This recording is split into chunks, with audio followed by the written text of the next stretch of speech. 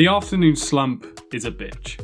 You nailed the morning, ate lunch, had a pick-me-up coffee, and were ready to get back to the day's tasks and projects.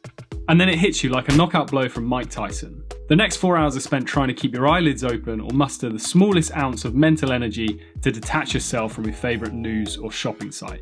So what can you do? Well, let's talk through 3 simple and effective ways to overcome the afternoon slump. Now look, most of what I'm going to say in this video is pretty common sense, but we see time and time again that common sense doesn't necessarily lead to common action. Anyway, the first thing to get over the afternoon slump is to just simply move. You probably already knew this, but we're not built to stay still with our backs hunched and lurched over keyboards for 8 to 10 hours a day. The truth is, if you spend your day as a slug, then you'll feel like a slug. So move around. There's a flood of academic research that demonstrates how getting in a workout during the workday can improve your productivity. One main explanation for this is because of a protein called BDNF, brain-derived neurotrophic factor, which increases 2 to 3 times after exercise and has been associated with boosting your cognitive abilities, meaning it becomes easier to concentrate and get stuck into your work rather than spending the afternoon procrastinating. So do some push-ups, go for a 15-minute walk around the block, or just do a quick YouTube HIIT workout. There's even such a thing as desk exercises, which is depressing to think is even a thing, but that's the world we live in now.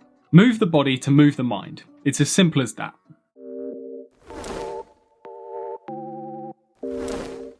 Now the last point blends into this next one, and irrespective of what you do, every single one of us needs to take breaks throughout the day, and many of them. For a lot of us, the afternoon slump comes because we drain our battery in the morning and we don't take a break whatsoever. We just scoff a sandwich at our desk and continue to plow on all afternoon. And again, a lot of research has been done into breaks. It's generally recommended that for most people, you should be taking a 15-minute break every 75 to 90 minutes. And the reason for this is because most people typically go from full focus to psychological fatigue approximately every 90 minutes. So unless you're a banker on coke or a private school rich kid who's lied their way to an Adderall or modafinil prescription, then you literally can't stay fully focused any longer than this. So just make it a habit to take regular breaks, and you can adjust this depending on your own preferences.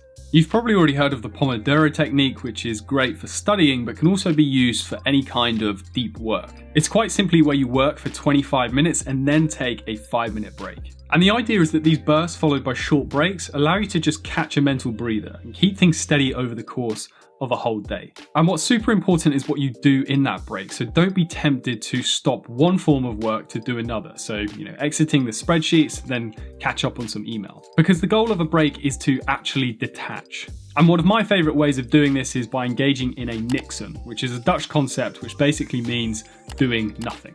There's no mindless scrolling on your phone or trying to fill the time with pointless news articles. Instead, it's just about letting your mind wander for a few minutes.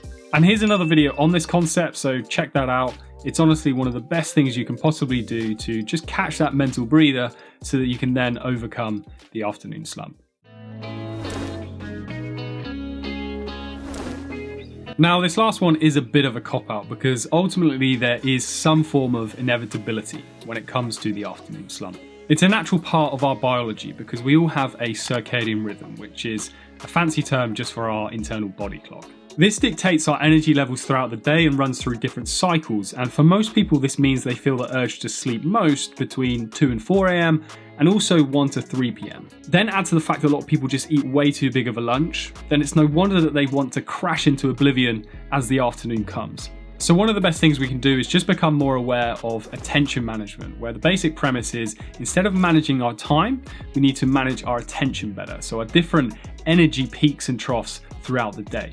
Because some hours of the day we're the Duracell bunny, and other times we're an extra from The Walking Dead. And check out this video for an in-depth account of attention management, but for now just realise that when you are facing the afternoon slump, the best thing you can do is just start scheduling those things that you can pretty much almost do in your sleep.